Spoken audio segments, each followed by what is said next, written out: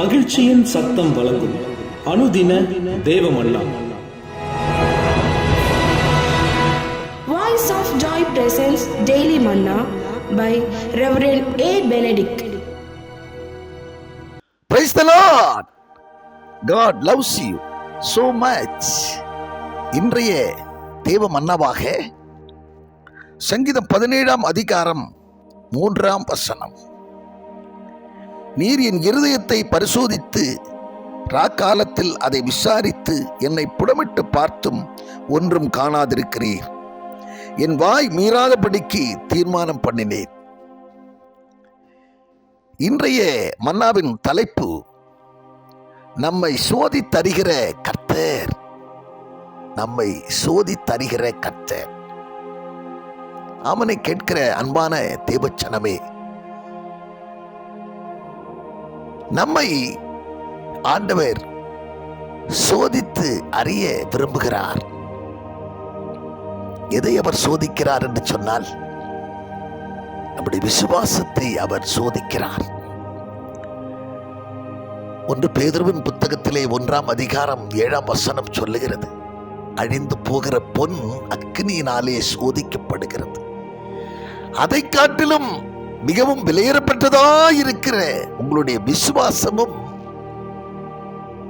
நம்முடைய ஆண்டவராலே சோதிக்கப்பட்டு அதன் நிமித்தம் உங்களுக்கு புகழ்ச்சியும் கனமும் உண்டாகும்படி கர்த்தர் செய்கிறார். எனவே யோபு பக்தன் சொல்லுகிறார் 23ஆம் அதிகாரம் 10ஆம் வசனத்திலே, அவர் என்னை, நான் போகும் வழியை அவர் அறிவார், அவர் என்னை சோதித்த பின் நான் பொன்னாக விளங்குவேன் என்று சொல்லுகிறார். நம்மை பொன்னாக உருவாக்கத்தான், புடமிடப்பட்ட சுத்த பொன்னாக நம்மை உருவாக்கத்தான் அநேக நேரங்களிலே ஆண்டவர் நம்மை சோதிக்கிறார்.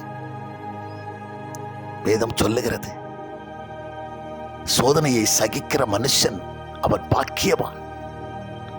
சோதனையை சகிக்கிற மனுஷன் அவன் பாக்கியவான். யாக்கோபு 1ஆம் அதிகாரம் 12ஆம் வசனம் சொல்லுகிறது, அவன் உத்தமன் என்று விளங்கின பின்பு வாக்குத்தத்தம் பண்ணப்பட்ட ஜீவ கிரீடத்தை அவன் பெறக்கூடியவனாய் காணப்படுவான். ஆண்டவர் ஆபிரகாமை சோதித்தார். அநேக ஆண்டுகளுக்கு பிற்பாடு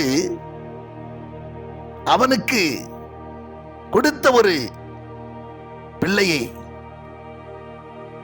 சற்று வளர்ந்த பிற்பாடு அவன் இன்னும் என்மேல் பிரியமாயிருக்கிறானா அல்லது அந்த பிரியவன் அந்த பிள்ளையின் மேல் போய்விட்டதா என்கிறதை ஆண்டவர் சோதித்தறிய விரும்பினார். அவனிடத்திலே சொன்னார், இந்த பிள்ளையை எனக்காக நீ பலி செலுத்த என்று சொல்லி அவன் உடனே கீழ்ப்படிந்து அவன் புறப்பட்டு சென்றான். பாருங்கள், பலிபீடத்தின் மேல் அந்த பிள்ளையை கிடத்தி அவனை பலி செலுத்தும்படியாக கத்தியை வாங்கினது பொழுது அங்கிருந்து வானத்திலிருந்து சத்தம் வந்தது, பிள்ளையாண்டான் மேல் உன் கையை போடாதே, நீ என்னுடைய வார்த்தைக்கு நீ கீழ்ப்படிந்து உன்னுடைய ஏக புத்திரனை எனக்காக நீ பலி செலுத்த நீ தீர்மானித்ததினாலே நீ உண்மையாகவே கர்த்தருக்கு பயந்தவன் என்று சொல்லி இதன் நிமித்த நான் உன்னை அறிந்து கொண்டேன் என்று ஆண்டவர் சொன்னதை நாம் பார்க்கிறோம்.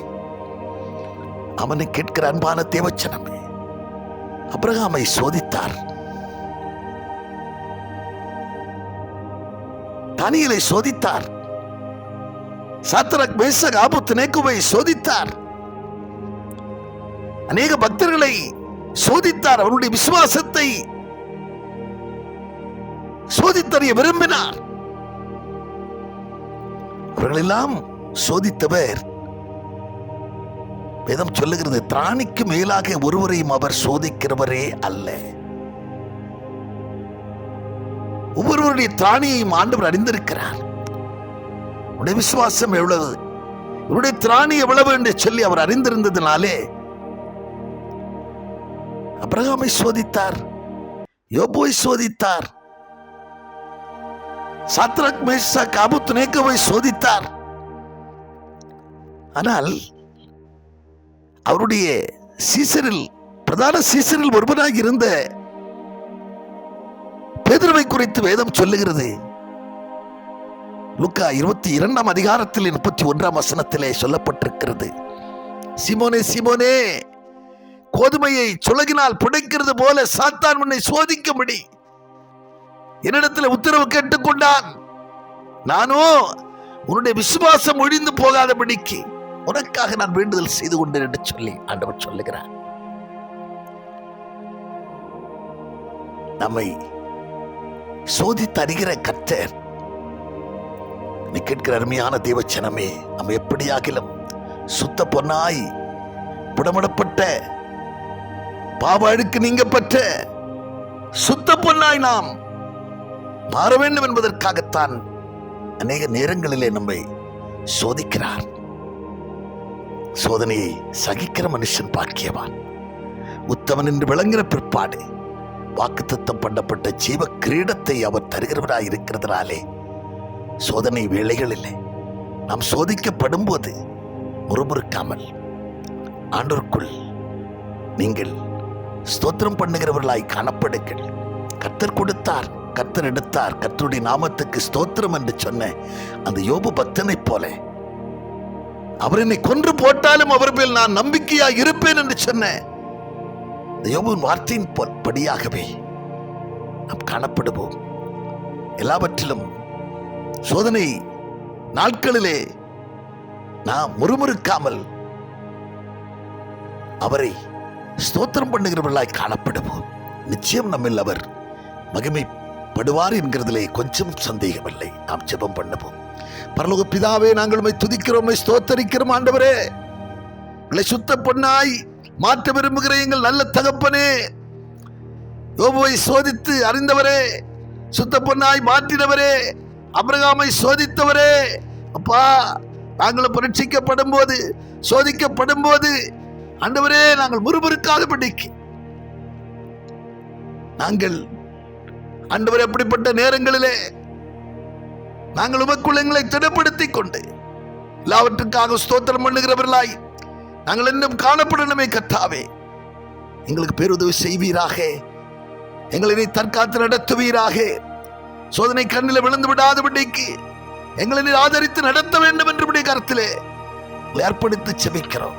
இயேசு கிறிஸ்து மூலம் ஜெபிக்கிறோம் நல்ல பிதாவே, ஆமென்.